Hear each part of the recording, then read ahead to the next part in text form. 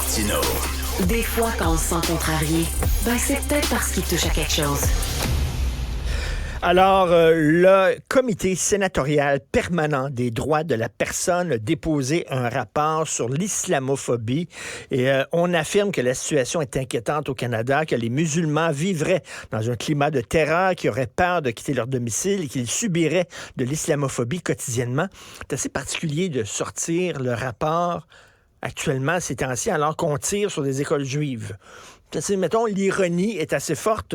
Donc, dans Le Devoir, on a pu lire une réaction de deux membres du Rassemblement pour la laïcité, c'est-à-dire M. François Dugré et Mme Nadia El-Mabrouk, qui disaient que c'était un rapport irresponsable, incendiaire, et qu'en fait, que c'était de l'intoxication idéologique.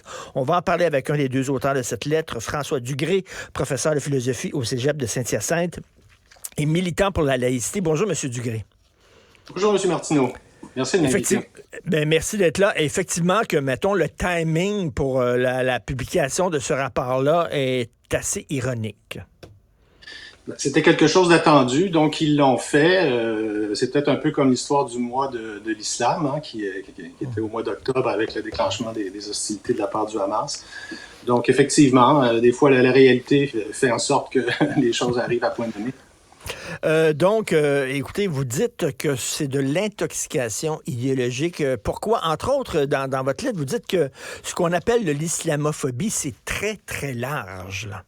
Oui, c'est ça. Permettons d'abord de replacer les choses sur l'espèce de portrait hideux que le rapport veut brosser de la situation. Alors, on s'entend qu'il y a eu des drames qui ont secoué les Canadiens, particulièrement les Québécois, avec l'attentat de la mosquée, on s'en souvient tous. Mais je veux juste regarder avec vous très rapidement les derniers chiffres de Statistique Canada relativement aux crimes haineux ciblant certaines religions, juste pour placer les choses. Alors, en 2021, on peut voir qu'il y a eu 487 crimes haineux à l'égard des Juifs et 144 à l'égard des musulmans. Chez Statistique Canada, on ne donne jamais les populations. Alors, si on regarde grosso modo la population musulmane, c'est 1,8 à 2 millions, puis 335 000 de la part de la communauté juive.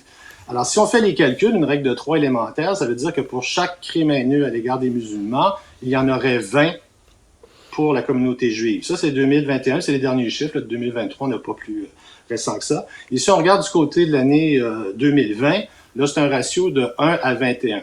Donc, encore une fois, il y a eu des drames, mais il faut relativiser ça. Si on regarde maintenant du côté de la race, là, proprement nommée avec la couleur de la peau, les Noirs sont aussi beaucoup plus visés que les autres. Donc, revenons à votre question. On va faire une définition extrêmement large pour embrasser le plus de cas possible, d'où le recours à l'idée de islamophobie systémique. Il y aurait des lois, des pratiques, ça serait inscrit dans le système. Mais là, on va y aller beaucoup avec les écarts statistiques. Avant d'y aller, peut-être que je pourrais vous donner la définition qu'on a dans le rapport rapidement. Elle est très large. Dans un premier temps, donc, racisme, stéréotypes, préjugés, peur ou actes d'hostilité envers les personnes musulmanes ou les adeptes de l'islam en général. Ça, c'est la première partie. Je rappelle que sur le plan de l'étymologie, islamophobie, ça veut dire la peur, voire éventuellement en exagérant le terme phobia ou phobos, la haine à l'égard de l'islam et non à l'égard des personnes. Il y a déjà un glissement là, qu'on connaît bien. Et le deuxième élément de définition, qui n'est pas en fait une définition, mais des espèces d'effets, j'y vais. Donc, en plus de motiver des actes d'intolérance et de profilage racial, l'islamophobie mène à considérer au niveau institutionnel, donc systémique et sociétal, que les musulmans constituent une menace accrue pour la sécurité. Alors, vous voyez que la définition est faite de telle sorte qu'elle va essayer d'englober le plus de cas. J'en arrive à un exemple qu'on a donné dans la lettre sur cet aspect-là systémique. Si on refuse, dans le cadre du milieu de travail, à un musulman des locaux et du temps pour ses prières, c'est considéré comme relevant de l'islamophobie systémique. Alors, le moins qu'on peut se dire, c'est qu'on peut en débattre. Est-ce qu'il y a haine à l'égard des personnes compte tenu de la définition que... Vous voyez l'exemple qu'on peut donner là-dessus. Mais donc, M. Dugré, ça veut dire que la loi 21 serait perçue comme une attaque islamophobe? C'est très clairement, ça relève justement, c'est ça l'idée de jouer avec la notion d'islamophobie systémique, là, c'est de dire il y a une loi qui cible, on connaît ça, directement les personnes, alors qu'on ne trouve rien à cet égard dans la loi 21.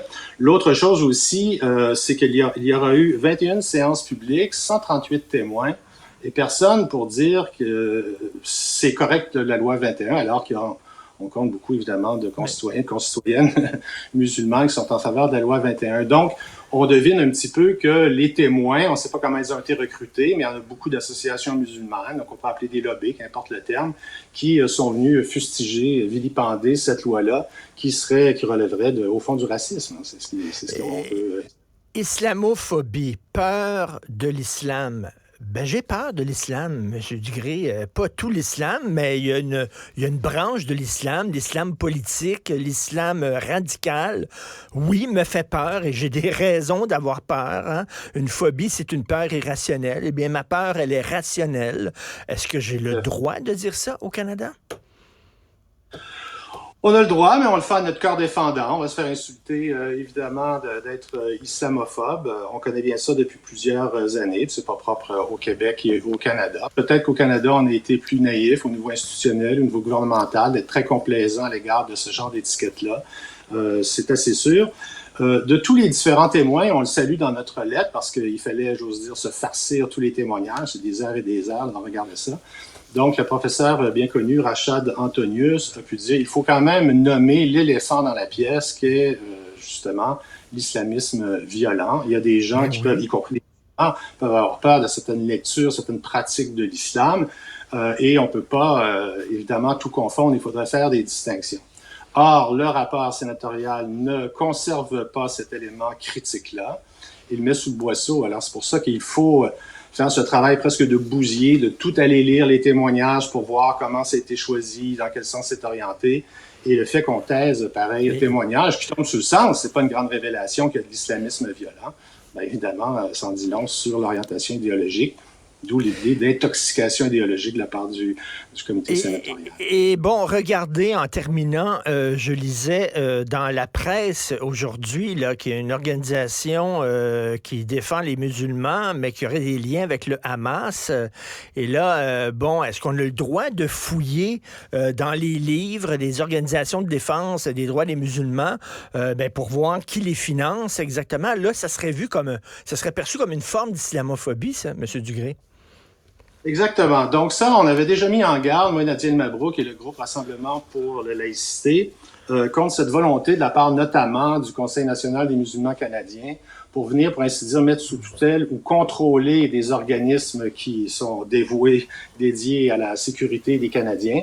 Donc, plus particulièrement ici, ce qu'on appelle la division de la revue de l'analyse de l'ARC, donc l'Agence de revenus du Canada, et l'excellent article de Vincent Larouche dans la presse, effectivement, montre les liens qu'il y aurait entre l'association musulmane canadienne et du financement avec la Hamas. On n'a pas voulu aller sur ce terrain-là parce qu'on aurait peur des poursuites, n'est-ce pas? On n'est pas sûr que le journal Le Devoir l'aurait publié non plus. Alors, on fait attention, on avance nos pions, on voit bien dans quel sens le rapport est orienté, mais très certainement, ce qui vient hanter ce rapport-là, c'est la peur qu'on vienne voir de plus près comment fonctionnent ces organisations dites caritatives. On sait que dans d'autres pays, on passe par le volet culturel et non cultuel pour aller chercher de l'argent et rejouer en sous-main différents types de financement.